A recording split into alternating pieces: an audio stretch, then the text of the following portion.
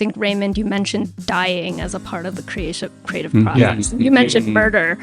Wow. Well, this got violent. We did go dark, didn't we? Yeah. I was just thinking about that idea in my creative process. Creating is not just creating, it's also probably killing an idea. Yeah. Wow. Yep. Regenerating ideas that have been killed, kind of resurrecting them. Yeah. Welcome to the Embracing Mystery podcast. Join us as we explore together ways that we can embrace creative and spiritual mystery in our lives and simultaneously find ourselves embraced in the mystery of compassionate creative interconnection, held by what might be called the divine or source or consciousness or even mystery itself. In the process, we seek to become more fully ourselves, find our home in places of belonging, and grow as creative, spiritual, and relational beings.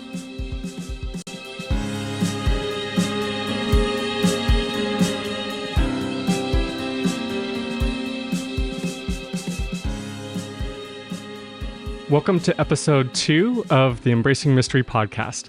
Today we're going to be continuing from where we left off in our first episode, where we were asking the question, where does creativity come from? And now we're going to ask it a little bit more pointedly, what is the source of creativity? In our conversation after our last episode in the room, one person asked the question, if you could say it in one word, where does creativity come from? And we heard various answers, God in a more broad sense of the divine. We heard love, mystery, chaos, emptiness. So today, what we're going to do is pick up from that and hear a little bit more and unpack how each of us are thinking about the source of creativity. And to get us started, Naz will be leading us in an opening reflection. So I'm going to lead us with a little practice. I'm going to say a quote from John O'Donohue's book, Anamkara, and then we'll sit in silence for a little bit, and then we'll continue the discussion. So go ahead and sit however you feel comfortable. Take a couple of deep breaths, and I'll say the quote a couple of times, then we'll sit in some stillness. So since the birth of the human heart is an ongoing process, love is the continuous birth of creativity within and between us. I'll say it one more time. Since the birth of the human heart is an ongoing process, love is the continuous birth of creativity within and between us. So we'll take a few minutes to reflect on that.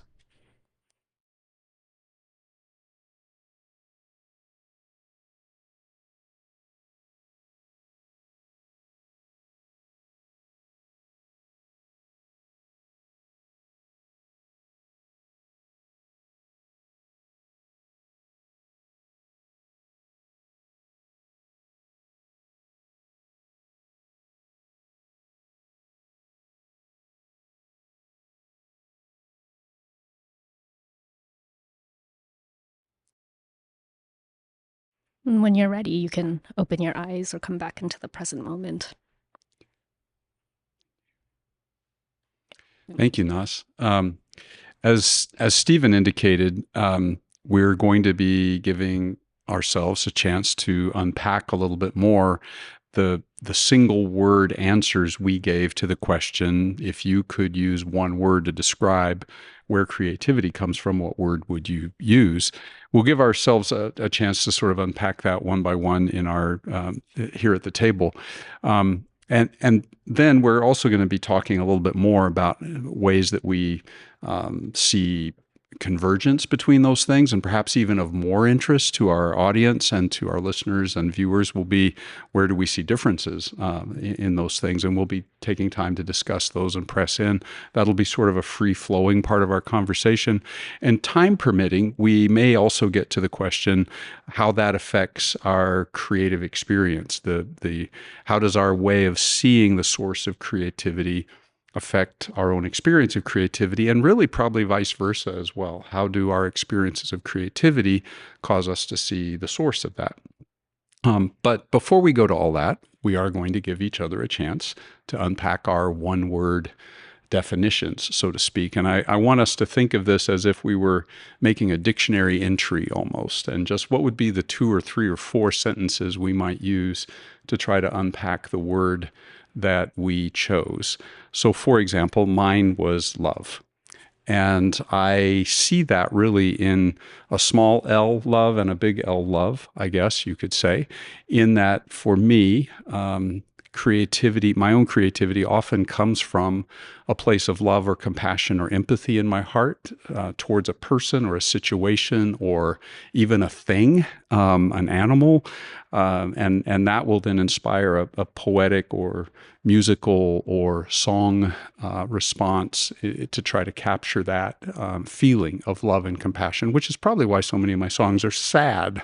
But I think there's also a large L side of that, because I actually believe that that one of the key characteristics, if you will, of reality is what I would call love or empathy or compassion, and that creates and that sort of exudes and expresses itself. And so that's my attempt, at least right now, just sort of to unpack that a bit in terms of love. I'm going to actually ask Naz if you would go next, because I think of all the answers we got in our last session where people gave their one-word answers, yours are probably ones that the fewest number of people in the general public would have maybe selected. They were very unique. And so I just wondered if you wouldn't mind talking about your single word response or responses, actually, Sure. first. And I think I mentioned this word or concept in the last episode too, but the word I chose was chaos or chaotic. Mostly because when I'm tapping into my creativity, I have so many ideas, many, many ideas. It almost feels like an explosion of ideas in my head. And I'm just trying to like piece them together or make something out of all of those ideas. So that's why I said chaos, or even like I think the other word I said was like emptiness. Yeah. Because, just this idea will just come out of nowhere. I'm like, oh, now there's an idea out of like nowhere. Yeah. Thank you. And we'll circle back to some of these things and hear more. And then I would like to go next to Raymond. And Raymond wasn't able to be with us in our last episode. So those of you who already saw the first one and are now seeing this, well, who's this? And we'll be getting a chance to get to know you better during the course of this time. But you weren't here, but you did get to hear everything and see everything and know everything. So I'd be very curious, as the one who wasn't here last time, what would your one-word answer be? Because we don't know yet what you're going to say. And then how would you unpack that a little bit? Well, sure. First, I would like to say that I was there. I was just part of the creative emptiness that was occupying the space. Yeah, right. came you were from part you. of the chaos that was part of our first just episode. in my own That's right. manifest form. Well done. great. Well done. Yeah. Yeah, we didn't script that, by the way. Yeah, that was. I would say creativity is everything, and it would actually kind of like be closest to what Naz was talking about with regards to chaos/emptiness. In the sense that like both of those terms evoke to me a sense of this like abyssal thing, out of which sort of form and information and all these different things kind of take shape. I think there's something about chaos and emptiness as well that implies a sense of creativity as becoming as that which is not yet taken shape but is in the process of taking shape. And the reason why I say creativity is everything is because everything's doing that all the time. Okay. Nothing's ever finished. I also do think that when I say creativity is everything, it has a moral element as well, in the sense that creativity at its bottom is amoral to me. That, anything from, the millions of years of organic life evolving and changing and dying, that's also creativity. And that has a great deal of suffering involved. And yet creativity powers on, and oftentimes through that, like cataclysmic events that lead to bursts of life. That's also creativity. And so I think when I say creativity is everything, the moral element of that, it implies a sense of chaos and a sense of contingency that nature, natality, creativity, it's not always going to play nice with you. That's kind of what I would come from. Yeah. Great. Thank you. We'll come back and unpack some of that some more probably. Well, definitely. Stephen. Now I'm thinking about that. Yeah. My answer was mystery, which was kind of a gut response at the time, and I've had a chance to think about it since then. There's probably a couple different layers about it. One, it's a common phrase to say like the divine mystery. So there's like, that's maybe like your capital L, in some senses at least, but with a humility of talking about it in the sense of like, well, there's a whole lot of mystery. I'm not claiming to get my head and my hands around this. But I think particularly for how we experience creativity, it's the mysterious place in which whatever or whoever I am meets with that more. That it's not like a clear dividing line in my experience of where ideas come from, that I can see some of my own personality quirks and things in it, some of maybe imagery or language that I tend to use, but it also can feel like it came from left field, out of nowhere, out of emptiness maybe. And so I think it functions at that level for me too. Yeah. Great. Well, I can already see some areas to explore of sort of synchronicity and convergence and potential differences or different angles on things.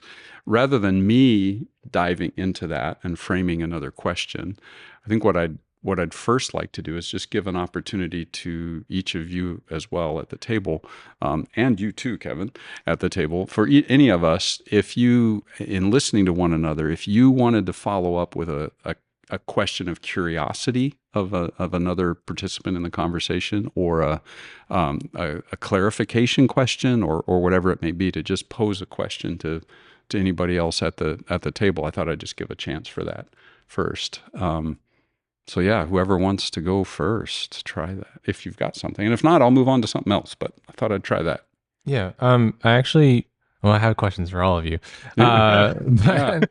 But Stephen, I guess, and even just the title of the podcast, Embracing Mystery, like mystery to me has this sort of double-sided meaning to it, because when I think of mystery, I do think of like, emptiness, darkness, sort of the unformed amorphous thing. Yeah. But I also think of like mystery cults, the sense of like mysteries as being, I think that the word like the ancient mystery religions. Yeah, is that exactly. What you're speaking of? Yeah. And like the way in which like the word mystery like relates to silence and relates to like mute and mystery come from the same place. Didn't know that. Okay. Yeah, and so what is there a part of mystery that you want to kind of like keep sacred or sort of silent, or is it all kind of like you want to keep cracking that open? Like, what's your relationship to like the closed aspect of mystery? I don't know if I've ever thought about that. I think for me, it means needing to be, there's a certain level of comfort I need to have with not having every answer, or even where I have theoretical answers, that they're provisional. So there's an element of that for sure for me that's been a process of getting comfortable. And I think that's just anyone who has a particular religious background. If you go through deconstruction of some sort and then saying like, okay, but what do I actually experience? What do I now think forms and shapes value in my life, and what seems to be true to me, but holding that in a different way, I would say on the other side of that. So I think that's definitely happened. Is there a part that I would want to just leave? Is that the kind of the other part of the questions? Is there some part of that I just want to leave beyond? I mean, it probably depends on the week. Like, that makes sense. Because I'm in a constant process of going back to, okay, but I've had formative experiences. How do I make sense of that now? And some things I'm picking back up, but in a different way. Other things I'm leaving, and so it feels like a work in progress. Sure. Yeah. Thank you. Thank you. Well, in some ways, the conversation touched a bit on emptiness in a way. So I didn't know if you, Naz, do you want to jump into that world over there a little bit, or if not, no pressure. But I just thought, I wonder what Naz is thinking about the chaos and emptiness related to the way that mystery is being described here. Yeah. I don't know if I have too much to say right now. I guess I could talk just a little bit, especially because you brought up silence, right? How mystery is related to silence. Yeah. they come from the same Like mute is, yeah. And I think when I think of mystery, I relate it to nature for some reason, because nature doesn't really speak back in the same language as us. Sure. So it has its own language. But when I think of mystery, I don't know, that's where my head goes. And it's the natural world where I try and look for a lot of inspiration for my creativity as well. Because there is a mystery to the natural world, because it doesn't speak back to us, right? We have to interpret it. It has an allure. Well, at least it has an allure to me. Yeah. And so, I don't know, with emptiness and things like that and silence, I guess that's the connection I'm trying to make with mystery. And it seems like, I mean, the minute you mentioned silence, which is sort of like a auditory sound emptiness, right? It's an emptiness of sound. To me, it connected with emptiness. You mentioned an abyssal, which is an interesting word, not abysmal, which sounds terrible, right? But they come from the same, an abyss, an unfathomable depth. A chasm, a chasm, a bottomless pit, which also sounds negative in our cultural terms, but can just, I mean, that's, why are we putting positive or negative on that? It just is a vastness, which is also an emptiness in some sense. So I just sensed a lot of connection there, and that's also mysterious because it's unknown. So anyway, I'm just seeing some convergence there. Yes, Kevin, but what does love got to do with it? Somebody should write a song about that. But anyway, I'll come back to that later. It's like leading into copyright infringement. I know. I'm not going to sing it. But anyway, I'm just noticing that and kind of wondering if others are sensing that convergence at this point, and if anybody wants to say anything more about that, like, no, Kevin, you're wrong, or yes, I see that too, and here's some more layers. But I think the one thing that kind of comes up for me in terms of like what's been offered and then linking that up with love is the way in which love involves like sort of a surrender to unknowability. You can't ever really fully know a person or yourself for that matter. And it's this sort of constant like negotiation of being okay with that and then committing to like, just sort of being there as people are changing and kind of like evolving and unpacking themselves. And I guess relating to something you said, Naz, about like how nature works, and it speaks, but it's not in the same language. Like the word absurd it kind of captures that like it's not necessarily a silence, it's that it's unintelligible.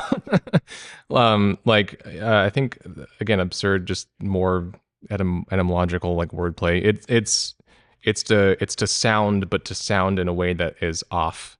And so, when something is absurd, it's not that it is ridiculous in a sense. It's more that like there's a barrier to fully grokking or grasping or understanding what is being said. And so I guess maybe to kind of put all that together,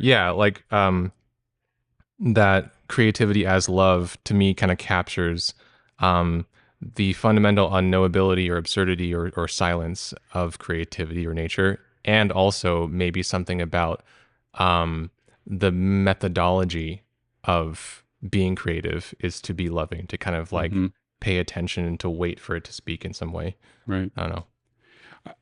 If I could, Kevin, if I could jump in for a moment, it's hard to be the facilitator and not want to, jump everything in. But I'm grateful for how you brought love into that connection about emptiness and mystery, because, as I had about a 2-hour drive to get down here today, and I had a lot of time to think, and I was thinking, okay, so one of the things I hope to be able to say is I think love has a personal aspect to it. In other words, a person-ish dimension, right? And yet it isn't just that. It's beyond person, and that's mysterious and unknowable. That's and part of what I mean by mystery. Right, exactly.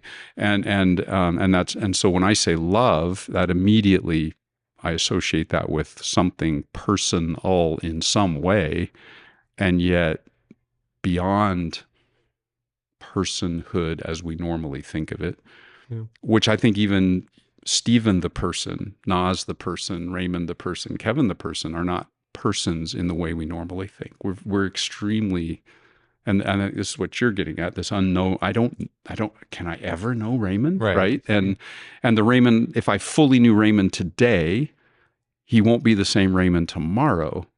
And even knowing you is changing you already. Right. So Sure. anyway, I just, that mystery of it. And I wanted to be able to say, when I talk about ultimate reality and love and creativity being personal, I mean, yeah, but also not, like way more abyssal and empty and mysterious and chaotic and all those things. Yeah, you're leaning in. I just wanted to add to that. I think the concept of love is also very nebulous, right? Yeah. That's a great word for it. Like Yeah. so many angles, so many layers, right? And I think that's why it just comes up in a lot of different traditions. And I think people are always trying to dissect what it is because it is so nebulous, right? Yeah. It's like never ending. Like thousands of years of like this concept, people trying to like dissect it, or trying to create about it. Yeah. And it's fundamental to the human experience. It's like, that's like figuring out how to love is like essential to politics. It's essential to like ecology. It's essential to anything, really. One would hope. Yeah. No, I think it is. Yeah. Yes.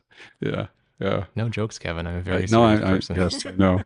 No, I mean, I think it should be, right. essential in politics. But yeah. Stephen, you were kind of leaning in a second ago. I was thinking about the connection of like, even, I don't know how you understand emptiness, but to me, I'm hearing it partially, and I don't think this is necessarily what you were saying, but I'm hearing it through a Buddhist lens where emptiness is actually a fullness. All it means is it's empty of an inherent separateness. Right. And so it's actually, everything's connected, like, which to me then, like, I would welcome that into my definition of mystery. I don't know if it goes both ways, but for me, I'm like, that's where it takes me. So I'm curious. I would agree. That's kind of the place I'm coming from. Yeah. Okay. As well with that concept. Oh. Well, and you've mentioned Buddhism, and we haven't mentioned any other specific religious heritages, but in the contemplative streams of all the religions of the world, there is not just an acknowledgement, but indeed an insistence on whatever we want to call it, the fullness of emptiness, or the absence, the unknowability, the mystery, even in the traditions that are, really view God as a loving divine being, there's an unknowability and almost an absence even in that. And I think that's a really interesting paradoxical, and in your use of the word absurd, or it's an absurd thing, right? It doesn't actually make sense. Yeah. And yet it's true. In speaking from those perspectives, right? Yeah. The word mystery as well, this is circling back, it's really interesting because murder mysteries, for example, the whole thing is you don't know what happens, right? And until, of course, the big thing, and then you realize you were surprised all along, et cetera. But I think that speaks to somewhat of what we're talking about, except I don't know that we ever get to the final episode. There's always more of that to be unpacked, but it helps me to think artistically as, I'm in the middle of a mystery. And I don't know, even when I think everything is making sense, I see where this is going. I'm probably going to be surprised.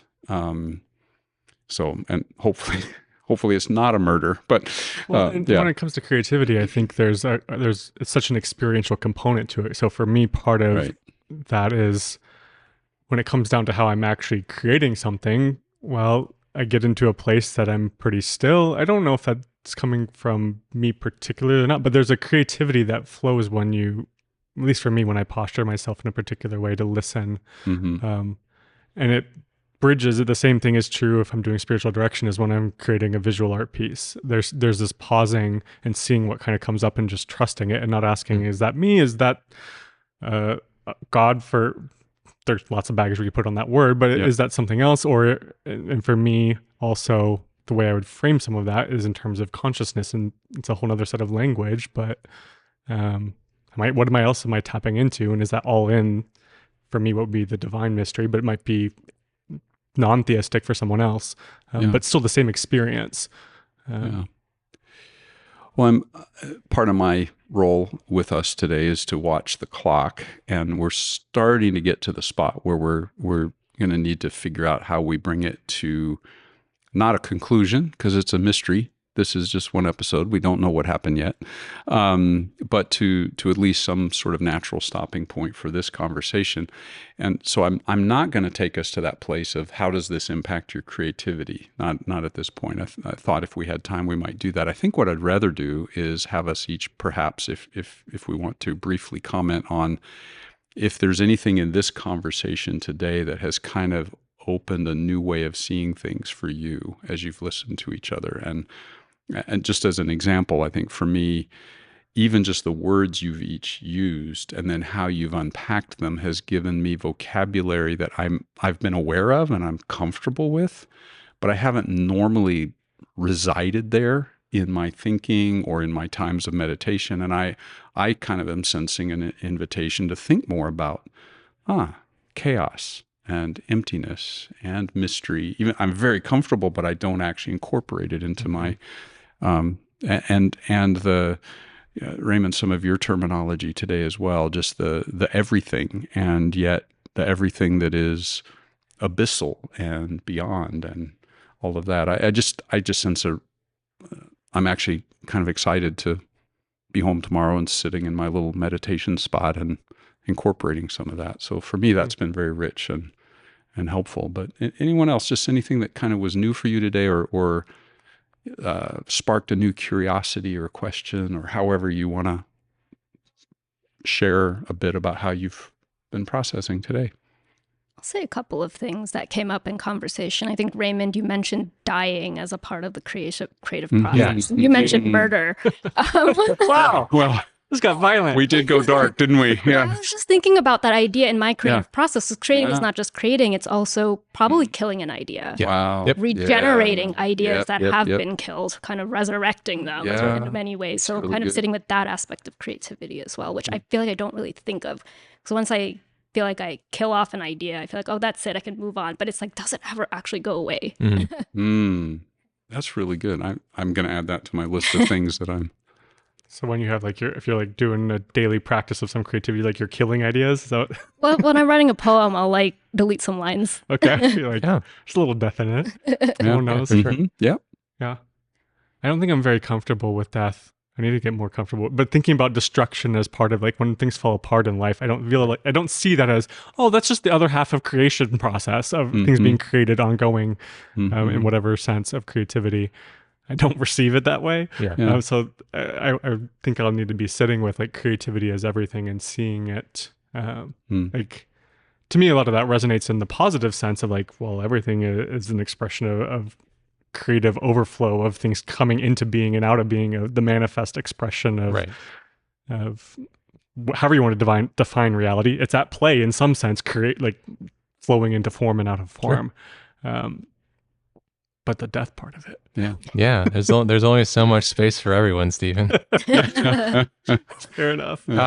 Yeah, I guess so along those lines, for me, it's sort of a reaffirmation. I mean, Kevin, you used the word vocabulary, and I thought that was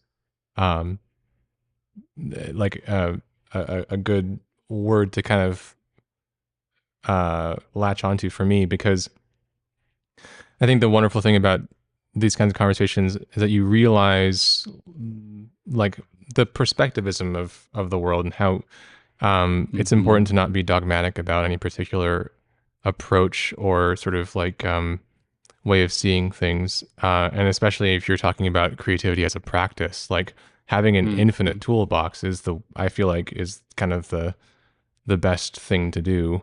That there's no sort of this is what creativity is and we've arrived, now we just do the thing. It's well, maybe it's best to kind of have I think Richard Rorty talked about this, he's an American philosopher, but the pragmatic approach is to always kind of question what you think are final vocabularies for things, and to keep moving, because I think that's what creativity itself is also doing. It's not really arriving at anywhere in particular.